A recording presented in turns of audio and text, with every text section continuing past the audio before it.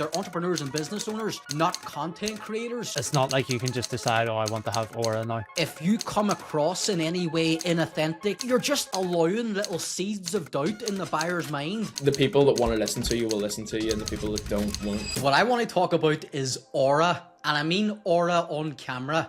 How much impact does aura have as opposed to the whole behind the scenes strategy, production, content systems, right? If you have the best strategy possible, the best ideas possible, the best scripts, and a fantastic editor, fantastic thumbnail designer, where you should build a massive platform, but there's a certain element of aura there where it's like, right, if you come across like a loser on camera, if you have everything else right, are you still going to struggle? Or maybe like you might see some kind of benefits because you've got the systems nailed, but will you struggle to gain the momentum that maybe some other creators will have that just come across better on camera? Yeah, does a sort of like fake it till you make it come into play? Just pretend to have the aura. Which is hard to do, man. As in, like, by definition, fake it till you make it. If you're faking it, you know you're lying. Just to kind of like give an example of that, I remember Dust when we were starting the agency and we were getting understanding how to do sales calls and those kinds of things. And the number one thing everyone said was fake it till you make it. Have the confidence that I don't need to sign this deal. If I sign you, happy days. If I lose this deal, my life's not fucked. I don't need you financially. It's just I can help you out. See, trying to fake that at the start, that was so difficult. We were getting into sales calls. Let's pretend like we don't need this client. Yo, see, at the start of our agency, we fucking did need the client. Like, but you're pretending like you have to show this frame of like, oh, we don't really need to sign you. We don't care how this goes. And I suppose with content, is it the same? Is it a certain amount of detachment there where like, if you detach from the end result of like, oh, I need this to get views, I need this to generate revenue, I need leads from this, can you be obsessed by that and you almost like overdo it to the point where it does suffer as a result? Well, like, yeah, that's literally the same with anything in life, like detaching yourself from the end result and just focusing on like the journey and the process and giving as much value as you can. Like, you know, the results will come once that happens. It's just like staying in for the long road and realizing that, yeah, giving away as much as you can without thinking anything. So let's say there's a business owner out there, because we speak to a lot of them all the time, that they do have a bit of a concern about getting on camera. Either they're naturally introverted or they just haven't done it before. Josh, we know from working with Felix Werner. Felix Werner used to just post on Twitter because he just did not have the desire to be a video content guy. Like, he's an entrepreneur, not a YouTuber. And everyone that we works with, they're entrepreneurs and business owners, not content creators. So like, how does someone like that, let's say that they're an expert in their field, whatever it is they do,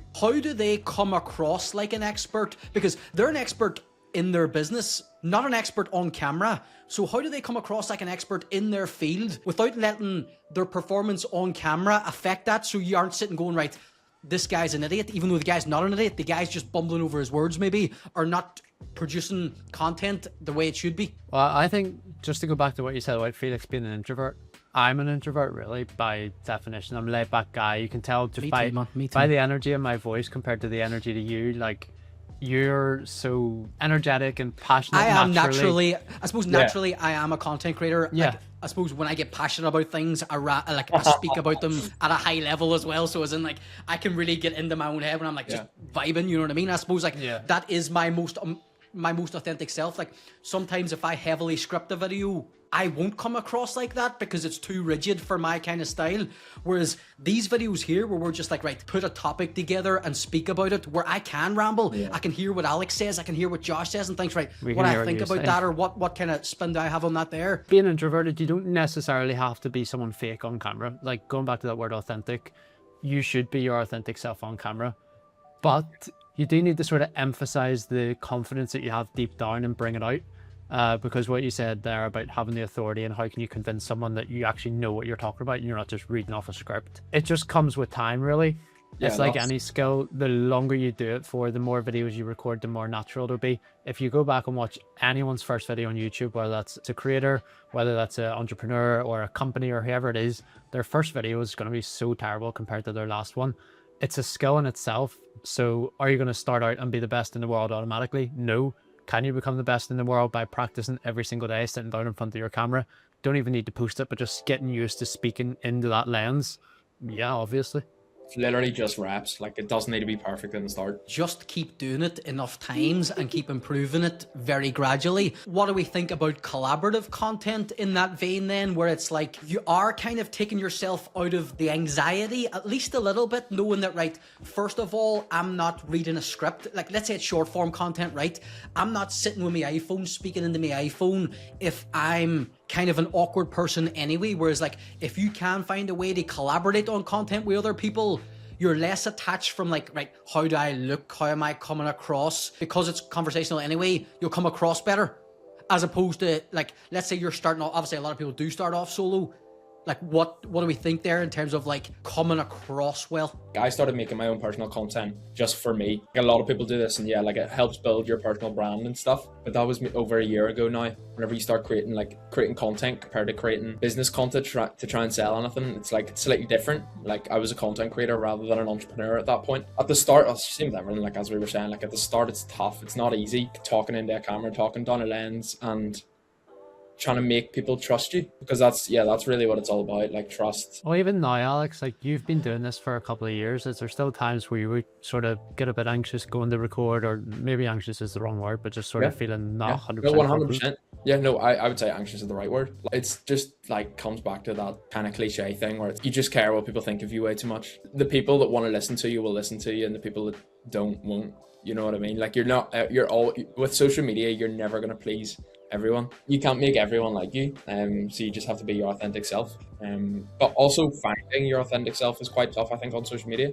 I find that quite tough at the start. That's a good fucking point, right? Because like, you're always going to naturally, if you're getting started, and this is the same for any field, this isn't just content creation, you're not going to be thinking, what content do I want to naturally create? You're kind of going to be thinking, whose content do I want to replicate? So by definition, you're looking at other examples and being like, who am I trying to be like in this space? Maybe it's just over time that you find what your own content, like your own vein, because like, man, even me, like, we're sitting making this content now. This is the content that I want to create. Whereas there's videos on my channel where I'm making boring videos, like videos that bored me to create, never mind bored someone to watch. I think the benefit of content like this as well is, obviously, I know both of you off camera. Like, you aren't being, both of you are being exactly the same. Like, you're just being yourself. It's much easier to do that when you're chatting to people that you chat to every day anyway, versus sitting down with a teleprompter in front of you, trying to record something that is clearly scripted, but as if it's off the tongue. It's so and difficult. it's like, man, the word Alex said is, like, by creating all this content, we're obviously looking to do business, which means we're looking for revenue, we're looking to book sales calls, we need clients. People buy from to trust people. you. People buy from people. The word Alex said was trust, and it's like, if you come across in any way inauthentic or awkward, you're just allowing little seeds of doubt in the buyer's mind, and it takes a whole lot to sign a client, especially a high-ticket client. They really need to be sitting going, right, first of all, I like this guy, I like what he does, the service fits me, this is a guy I'm going to pay for. If you start sowing little seeds of doubt in the viewer's mind, because they're like, Jesus, this guy is clearly reading off a script. Is this really what the guy knows, or is he just reading something that someone else read? Or even if like the script is fine, but when you're recording on camera, you're coming across all bumbly. It's like, right, is this guy really an expert in his field? And like, you might be an expert, but if you don't come across like one on camera, you're losing. Like, to quantify this, you could be losing thousands of dollars a month in lost deals where people were like 80 to 90% of the way there. They checked out some of your content and be like, right. And then they watched maybe your competitors and be like, right, this guy actually sucks on camera compared to these guys. I'm actually going to go with these guys, because like, they're not necessarily looking for you. They're looking for the service, be it YouTube with us, short form with you, Alex, or any kind of high ticket service or coaching program. You're going to go with a guy. You're going to go with the guy that convinces you that he's got what you want. And the thing with that as well is that's not a conscious decision. That's subconscious. Like, I'm not all subconscious. I'm not necessarily watching this video thinking, oh, this guy has no aura. But the thing about aura is it's not a thing that you can, like, you can't. Fuck, I have no aura now. You can't. Yeah. It's not a thing that like you can hold or whatever. It's just a thing that it's in the air or something. I don't know what the right word is, but it's like, first of all, it's subjective, you know what I mean? Yeah. Like, as in, you might come across really well to a certain selection or a certain ICP or a certain audience. There could be another audience out there that thinks you're a fucking idiot from the same content. So I suppose it's like That's knowing your also you have to ICP find as a way well. to appeal to your ICP, and by doing that, you're gonna like isolate other people. So like, let's say in the finance niche, if you're creating content in the finance niche, you might be talking about stock market stuff like that there in a really confident way. But the message annoys people even if you're delivering it well. So as in like, you might reach the finance audience and they're like, right, this guy is not only sick, he knows what he's talking about. Every time he goes to deliver content, he delivers value and he delivers it well. Someone else might think you're an idiot from the same content. Yeah. I think there's a lot of stereotypes as well, like based off people we've made videos for before. I remember a guy we made a free video for when we were starting out. He was like a mortgage advisor or a mortgage broker, maybe 60-year-old guy. So obviously he's in the thumbnail. His delivery is maybe slightly different to other people on YouTube, but the video got like 5,000-10,000 views. Those 5,000-10,000 views are going to be people exactly like him, maybe not 60, but probably 30, 40 plus. They're not going to be attracting 18-year-olds because they'll find them too like unk or boring to watch. On the other hand, if you're a financial advisor in your 20s or your 30s, you're probably going to attract other 20 and 30-year-olds naturally. Is someone who's 20 years older than you going to trust you? It's going to be a lot harder to convince them that they can put their money in you when you're 20 years younger than them. So going back to the question of how can your aura affect things and is there anything you can do, there's things in your control and there's things out, and I personally think the aura just comes with time.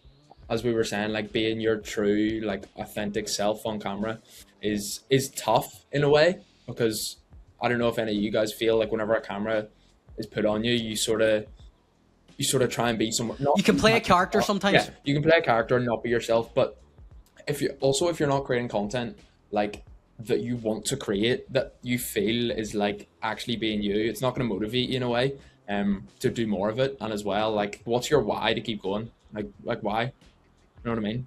Like, why would you create content about something you're not passionate about and just put it out there for the sake of what, like bringing You're going to give up very quickly regardless. Yeah. That's an approach we've taken with our clients as well. That's like, obviously this is a collaborative video and it's something we've implemented recently with all of our clients too, because it's much easier to convince a busy entrepreneur to record a 10-minute segment of this on their daily call with their team anyway, versus taking an hour of their time to sit down and, as we said, play that character on camera. But if this is something that they're doing anyway, that they enjoy doing, and it's low friction, it's kind of a no-brainer. Bottom line, see, irregardless of whoever's watching this at home, us three benefit from having these conversations. We're not creating content for content's sake. We benefit from sitting down, speaking for an hour, and creating a couple of YouTube videos and getting loads of short form clips out of that. Taking it back to aura then, right? How much aura is defined by the lifestyle that you kind of sell on social media? And I don't mean fucking Lamborghinis and Rolexes. What I mean is you have to put yourself in a cross in a way where people either want to work with you or almost want to be like you, right? Because if they want to work with you, they'll be a client. If they want to be like you, they'll start following your content. And maybe if it's a coaching program or a video course that you sell, that's ideal for a start. Yeah. So as in like, how much of that is defined by aura, in that like, you want people to almost buy into you and who you're becoming because they might see themselves in you in some way? I think I would say stop trying to please everyone. Like, just stop trying to please everyone. Like, you can only please if you like a small niche amount of people, and especially within those like more controversial niches that could be like, I don't know, stock market or anything like that. You guys have worked with more people than me, but yeah, like, stop trying to please everyone. Like, give the advice that you know you have and you've learned from like your past experiences. I just think that the longer you've been doing things, the more people you work with, the more services you've delivered, the more fires you've had to put out, the more experience you just have, not necessarily just in your business but in life. It just comes with time. That's really the thing I think is the main thing. So you don't to take from necessarily this. have aura. You do all the stuff necessary for you to be confident, therefore it comes across naturally, as in like, people might be slightly better than others on camera at the start, but after 100 videos it's hard to not be good. Exactly. The playing field's leveled. It's not like you can just decide, oh, I want to have aura now.